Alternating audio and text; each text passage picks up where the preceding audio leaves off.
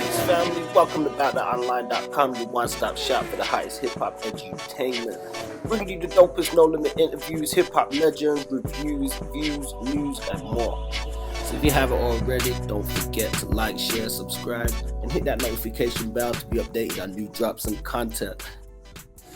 Peace, fam. So we're back, ranking the tank, and we're going to be looking at the Next Level album. Once again, I'm joined with the homie Trio. Yes, sir, fam. It's Trio. What's going on, Fonzie? Yeah, we're here breaking things down, cooling, hot as a mofo out here right now. Hopefully we can heat things up a little bit more with this review. Oh yeah, the next level. Right. Yeah, the next level. I mean, Serv, we already, explored Serv and his introduction to the tank before, so we don't really need to go too much into it. But the next level, his second album, and his only other album with No Limit. He released some other after, but this one was released on February 16th, 1999, through No Limit and Priority. Produced entirely by Beats by the Pound, but it definitely wasn't the same, didn't have the same impact. They say it was more critically and commercially successful than his first album, debuting at number 14 on the Billboard 200 and number 1 on the top R&B and hip-hop albums chart, selling nearly 300,000 copies in its first week, even though some people say at that time, like, the labels and stuff was buying a lot of stuff back, but I'm not going to insinuate anything like that. But the album had a fire single from NY to NO featuring Big Pun, and I think that was the sort of standout that helped kind of push it forward a lot more. Yeah, this album really had a bigger promo than the first album, Life Insurance. Yeah, like I was definitely aware of this album as opposed to the first album at its time. I think that comes with the time, because I think by this stage in '99, just where No Limit was, and where they had been from 98 after 97. I think the first one was released in 97, so that's like a 2-year window. They say the album was recorded in 98 but released in 99. So by this period, as you said, there was a lot more attention just in general on No Limit. They had sort of exploded a lot more, not just with Just P and Silk and C. Some of the other artists as well were a lot more recognized in different capacities. Serv had been in a lot of movies. He had been doing shows, touring and stuff like that. So yeah, by the time I Got the Hookup came out, he was in that. He was one of the goons, right? Yeah. C Murder and Mystical. There you go. He was one of the main sort of features in a lot of stuff where he had a recognizable face. So I believe by that time, even if you would gone into a CD shop and seen his face, you would know who he was. And just with the whole No Limit promotion at that time, I could be incorrect, but I don't believe. Maybe somebody correct me if I'm incorrect, but because I had the Life Insurance CD. But the Life Insurance CD I had, it wasn't one of those, those color-coded ones in those cases, like when No Limit had those overdue cases. Now, somebody may say I'm wrong or they had one of those, but I didn't have the Life Insurance in that case. But I do distinctively remember the Next Level being in that green case. I don't remember neither. Dang. I'm so used to all of them being that way. I just assume. Yeah, I don't know when they actually started that technique, because as you said, it's sort of something that we identify with No Limit the more being that way. But, we do know that some that was released earlier wasn't produced that way, like Cain and Abel, Seven Sins. Some of those ones just going from that period of mid to late 90s, so with his first album coming out in 97, I'm unsure, so maybe somebody could correct us on it. If you got a Serv-On Life Insurance album in one of the classic No Limit cases, then let us know. If you do, it's probably rare and worth a lot of money. Oh yeah. Well, back to the Next Level though. So, as we said, even though it was more successful in a commercial sense, somehow it had mixed critical reviews. And but it did have some positive reviews from the San Diego Tribune and other places saying it was an introspective sort of album, and it showcased having a different sort of knack for writing and different kind of heartfelt ballads and stuff like that. So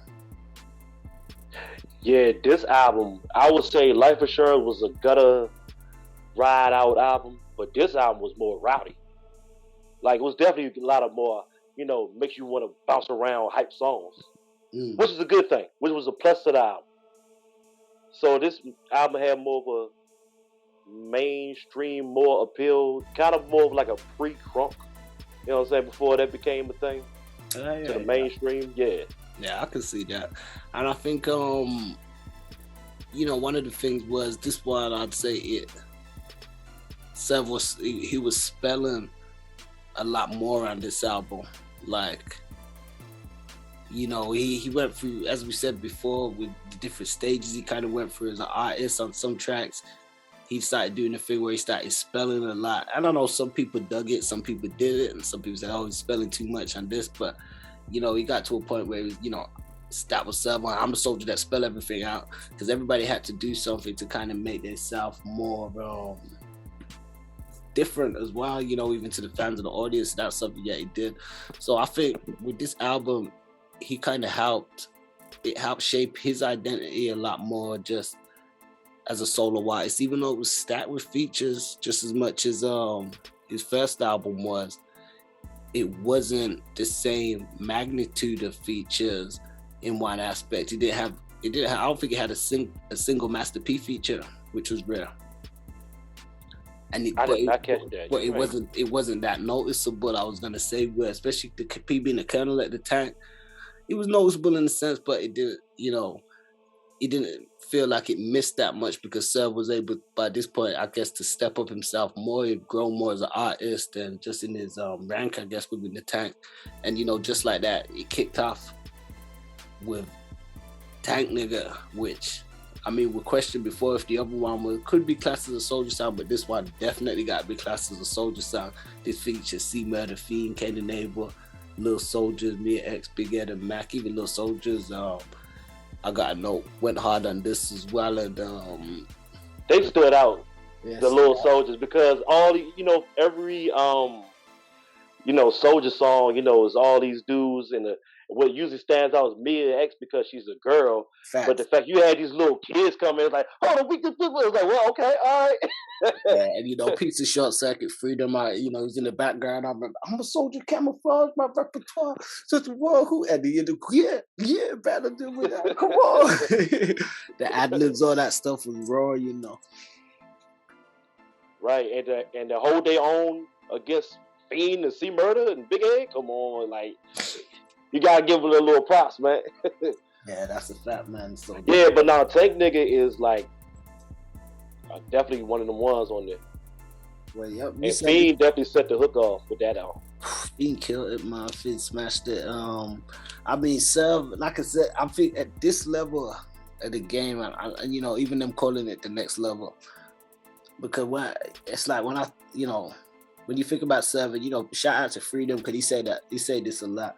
He say Serv do whatever the hell he want, and it's like, but not in a bad way, but in the sense of like, I feel as though at this point as an artist, that's how Serv was. He was doing whatever the hell he wanted, and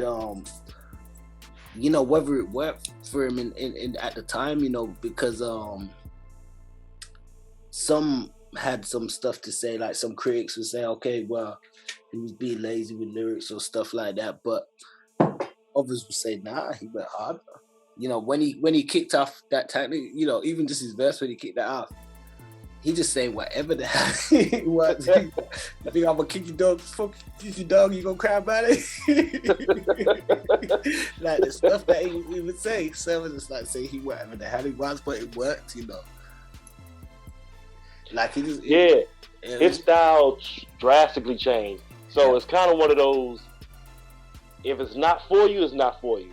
If it stands out to you, it stands out to you. So it's a yin and a yang, depending on... Yin and a yang, that's a great way to put it. And to me, it really stood out because I thought, like I said, especially with such a big clique, it make you kind of stand out even more. So those things to me made Serv stand out more on this album. And, throughout this time period, like I said, the spelling things out, just the type of stuff he'd say on his songs, like, there's another track on there which I'll get to even later, and it's called...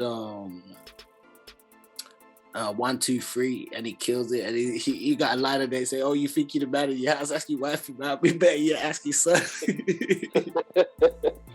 But it's like he showed a lot more comedy in the stuff he was saying, like just how he was, just that cockiness and all that stuff. It was all over this album, man. So that's why I think he called it the next level. He like, yo, I'm do whatever the hell I want. You know what I mean? Right. No limit tank nigga, that it was like really pushing that energy. And boot 'em up, as you said, another solid song to kick in, Fiend, Mystical. This album kicks off hard because by the time we get to track 4, it's the single From NY to NO featuring Big Pun, which was huge. A very short song in terms of time and duration. It was only like a couple of minutes, just under 3-minute mark, but it was a different, unique collaboration. I mean, what did you think of that From NY to NO? It was. I had to give it a couple of listens because you want to listen to it because, like, hold on, Big Pun on the KLC beat, like, you want to see how that goes. You know what I mean? So Big Pun definitely killed it. But Serv, the way how he rap was like throwing me off a couple of times. So sometimes it works, and just sometimes it just throws me off because the beat is a certain way. He's a different direction with it. Yeah. But Big Pun definitely went in. And but I gotta go back to Boot 'Em Up real quick. Fiend murdered that joint. That seemed more like a Fiend. Boot 'em up, shut him down. Boot 'em up, shut him down. Yeah. Fiend killed it, and I think especially on the hook, like he killed most of the hooks that he was on as well. He always brought that level of energy and those dynamics in his vocals and stuff. But I agree with the From NY to NO. I know it's a classic because it featured Pun, rest in peace, and No Limit. They did do quite a few collaborations over the years with people from outside of No Limit, which is a different video that we're going to touch on at some point, just looking at No Limit features, because I don't think a lot of people realize, but they featured with quite a lot of the who's who within hip hop, or whether on their albums or vice versa. But I think this is a big feature for Serv on his album to have Pun at the time, that Terror Squad link and all that sort of stuff. They got the video and all that shot, went out to New York, they in Times Square. I mean, I did think some elements of it seemed rushed on the song and even the video. So but it was enjoyable, and I guess it's it's kind of a part of hip hop history. Yeah, with the No Limit, yeah, to have that was probably the first East Coast. No, it wasn't. Because they had Jay-Z on Made Man album. Yeah. So but I mean, after that track, we kind of get back into Serv doing his thing, and the next track's called "F You Serv." And one thing I really liked about this album, what I think stood out, was some of the topics and the things he would spit about. Like, you could tell it was kind of painting a picture of the way that people are treating him in the hood, or haters and this and that, or just like even like that track "F You Serv," where he kind of he talked a lot of stuff on there. You could tell it was stuff that he had been going through, or he had blown up, and some of his experiences probably were just dealing with other people and stuff like that, and just life. So this is how he was kind of expressing himself on this album. And I think he was inspired by Ice Cube, because I think Ice Cube got a song similar to that. Say "F you, Ice Cube." Okay. So yeah. Yeah. Well, the next track after that, we had the Murder featuring Mr. Magic, which I always thought was a dope track. Murder. R.I.P. to Magic. Rest in peace, Magic. Him and Serv did some good stuff, and it was all right little song. I mean, but track number 7, one of my personal favorites on the album was that "I Hate the Way I Live." I always thought, such a dope melodic beat. It was just Serv on his own, and it was good to hear more of that, of him just showing that he can hold a track on his own without needing too much other people and stuff on there, and it really being able to be something that's still deep and touching, talking about the streets, talking about his struggle and stuff like that. He had quite a few deep songs on this album that you could really play if you're going through something, and they can kind of touch a chord and strike a chord with you. The second track after that was My Best Friend Part 2 featuring C Murder and Dorian. I didn't particularly, I can't say I was that fond of this one. I I wasn't particularly super fond of the original. Anyway, I enjoyed it for what it was. So for there to be a part two, it felt kind of a bit lazy, and at the same time, it was like Not needed. not needed. And it had Mm. Seed, it had P. I'm not saying you can't do that, but it was like okay, well, so Yeah. it didn't it It didn't add nothing that the first didn't one add didn't do. nothing. Yeah, there wasn't really nothing new to it. You know what? And then track 9, as I said, after that, you had 1, 2, 3 featuring Holloway, a Ghetto Commission, which was dope. I always thought that 1, 2, 3 track was dope. And Holloway, I believe he on the chorus or adding in some ad libs, like what, he amped that track up. That, now that one does make you want to move your shoulders and bounce a bit. Yeah. Yep. I mean, I'd love to have heard more from Holloway on the solo. Speaking of solos, Holloway, I think he would have been dope if he dropped a solo album. Yeah, because Ghetto Commission was a hard group. Yep, very tight. Definitely very tight, man. So after the Holloway feature, we had Straight Out the NO featuring C and Magic, which was sort of a retake of Straight Out of Compton. I'm sure those are familiar with it. And understanding for what it is. It was all right.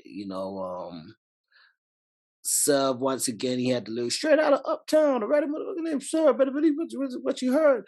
But he this is when he was dropping his new style and his new kind of way of punctuation. And as he said, on some points it flowed and fit better, but I don't know if that was something he was just trying to do it in adopting style, because it's like now when we hear people talk about, Silk and even Blueface or this artist or that artist, where it's like a slight sort of offbeat point, but they still unbeat with it. And I think Serv kind of displayed a bit more of that on this album than he did on previous albums, including on like tracks like that. But he used it at points where he wanted to do like emphasis. So I think he was still very calculated with it. I don't think it was like he had just, forgot how to put things together the way he used to put it together. I think he was more calculated. And you know what? You got me wondering, because in '97 when he did Life Insurance, they was starting to blow up. So it makes me wonder, like when Serv made this album, because everybody was trying to get studio time, they were releasing all these albums. Was he in a rush as he was recording? It makes you wonder. Yeah, I mean, if we do know there was massive pressure on. We do know at the same time, with success and certain heights, people can become, I don't want to say complacent or nonchalant in certain aspects. And, take that for how it is, because the thing is, this album was even more, they say it was more critically and commercially successfully than his first album, even though I don't personally think it was his best album. I prefer Life Insurance, but it's still, a solid enough album and stuff, So as you said, it is interesting whether it was kind of rushed through at that period, because we know there was a lot going on at the time. Was it a case of just putting, let's get some tracks together and get this album done and turned in? But we know a lot changes. It wasn't the same period of time where it was in a different coming into the game energy like it was with Life Insurance. This was more sort of, I've made it, I'm here now, this is who I am, you know what I mean? Right. So, going back to the album though, he had a couple of tracks which I'd see, there's more filler tracks, but I think this album had way more filler tracks. Some of them, you can still play them, but, like Snatch Them Hoes Up, I always thought was kind of like a filler track. It wasn't that bad. It wasn't that bad. And T Scott, it could be Sylvester Scott. No, it wasn't bad. I mean, it's only a couple of minutes, so by the time the beats knocking and stuff, it's what I say, like a filler song, because it's a hot song, but it's like it's just filling up a gap on the album. At 2 minutes 51 seconds, it's like a filler, but it's a tight song, but it filled the gap until you get to the next song, which was My Homies featuring Sons of Funk, which was 4 minutes, which is more of a deep song that you could sit down, meditate to, smoke a blunt and all that stuff. He talking about missing his friends in the streets and just kicking some real knowledge on it. Yeah, Sons of Funk did a nice hook on there. Yeah, they killed that. It really helped, just bring the emotion to that song. It really did, really did. My home is at the crossroads, something like that. Yeah, when do I see you, my friend?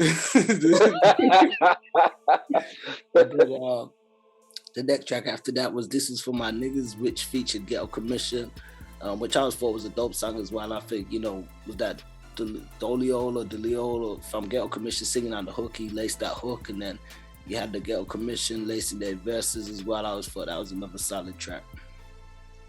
Oh yeah. So Serv. Yeah, solid project. Yeah, that's about 13 tracks, and this album had 22 tracks. So the rest of it, I think it had hit its peak by that point of the album somewhat, and then but instead of it completely peaking, I think to me it kind of picked back up towards the end, whereas with Life Insurance it started peaking then towards the end. I think this one kind of like picked back up because after you had a few of those fillers, you had the Freaky Dreams featuring No Doubt, which was like once again Serv doing his ladies sort of thing, but because on the first time he had P Dreams, now he got Freaky Dreams. Yep. And then you had Make 'Em Bleed with Fiend, which was I could say it was a filler again because it was a very short track, but it was a hard as nails filler where it was like it really peaked things back up. Fiend on that whole I'm gonna make 'em bleed, all that hard rowdy, as you said, sort of like a precursor to crunk in a sense. And track 16, which is another dope favorite of mine, just Serv on his own, Hit the Block, which I always thought was dope. You gonna know when I hit the block, I hit it right. You gonna know when I hit your block. Alright. It's just like, just play. He just made it play, but he just rocked it, and I always thought that was a hot track, Like this album to me really signifies the S to the E to the R to the V side of Serv. This is like, I guess him on his cocky, like, you don't really give a what. The next level, boom, you see the cover, you see, you know what I mean? Right. You gonna know I will say alright. Fiend, every song that Fiend's on, man, Fiend was kinda like almost the highlight of this album on the number. Cause the Boot 'Em Up, the Tank Nigga, the Make 'Em Bleed, it's like they all stand out with Fiend doing that. And it's interesting when you say that. I never really noticed that. So I think whereas like P was sort of the main anchor in one aspect as a feature for the Life Insurance album, I'd definitely say it was Fiend on this one. Yeah. As you said, Fiend got the predominant amount of features and stuff. He really I don't want to say he kind of, maybe, as you said, because some of these albums are probably getting put together. Maybe he came in and, helped Serv out and just, completing the album, getting stuff done and stuff towards the end, who knows. We do know that they would still continue to work together, even doing work together after Tank with like 3-6 and other people and stuff. And but we know that Serv and Fiend, they still got that good relationship and stuff. And I think it has been said before that, they got that good energy when they work together on tracks. Yeah, definitely. And you see that even after No Limit, them two are the ones who still come together at times. Yeah. I think Serv was kind of like that with Big Ed as well for a bit, but rest in peace, Big Ed. R.I.P. So this album was definitely a crunk album. But I will say what kind of throws people off. It's crazy. People talk about Silk, but I like Silk Shaka. He was probably one of my favorites on the Tank. Yeah. But when it comes to Serv, it was like so noticeable. It's the way how he was rapping. It's just like, what happened? Yeah, I don't know what happened towards this album for it to make the change, but I think he was still, I guess, finding his next evolution or style of flow. He did sort of pick things back up with the album with not to skip too much because Strap Up was a dope song with Fiend. I'll Be There featuring Miss Peachy, shout out Peachy, that was dope. Peaches on the hook, she laced it, deep song. My story was Serv kind of giving his story, had got to No Limit, which was dope. But in terms of his new style, I was gonna say he picked it back up towards the end where track 20, which was I always thought was a dope song, but maybe too short, and just came in as like a teaser at the end, which was I love it. You know, I think the beat on that was tight. The way Serv was riding that beat, I was like, that's how Serv need to rock beats. You know what I mean? So what would you rate the album out of 5 mics if this was the source? I mean, so my ranking on this one would be, you know, a 3, because realistically, like I said, Life Insurance, I would have gave that a 3.5. You know, just slightly edges to a 4 with it being one of his better albums, completely out of his catalog. So I think the next level, I'm gonna give it just an even sort of 3. I mean, what about you, man? I'll give it the same 3. I'll give it a 3 out of 5. Boot 'em Up stands out. 1, 2, 3 stands out. Those are my 2 tight joints right there. Okay. Yeah, I think to me a lot of the deeper songs on this, it was a mix, because like the deep ones really stood out. So I've got a few deep ones that stood out, like I'll Be There, and like some of the ones that were really touching, like. But then at the same time, some of the rowdy hard ones, as you said, really stood out, like, you know, 1, 2, 3, and you know, even the Tank nigga opening Soldier song. So it was a solid album for Serv. Subsequently would be his last album with No Limit, although not his last chance or last time to do business with the label. He would continue to still do his own thing, and, you know, recently rejoining with No Limit and the Tank on the No Limit reunion tour. You can also see Serv in the No Limit Chronicles documentary and stuff, just talking about, you know, some of his experiences and stuff like that too. And he's on that hip hop documentary about No Limit, and it's a show on Netflix. I caught him in there. Okay. Wow, there you go. Yeah. But definitely, man, it's not a bad album at all, you know. But it depends. If you want a rowdy album, Life Insurance. If you want something more gutter, the next level for a rowdy album, Life Insurance for the gutter sound. Yeah. No, yeah, I think that I think I'd attest with that. So, I mean, definitely, family, let us know you guys' thoughts in the comments down below. Those who have checked out these 7 albums, let us know your thoughts. We're going to continue to rank the Tank. And we're going to start out with definitely guys who have at least got 2 or more albums released, you know, so we may in time get into some of the individual solo albums. But at the minute, we're going to rank, you know, some of the lieutenants, some of the higher ranking members and stuff. So with that being said, shouts out to Mr. Serv-On Da Next Level. You can check it out. It's on digital platforms and all that good stuff.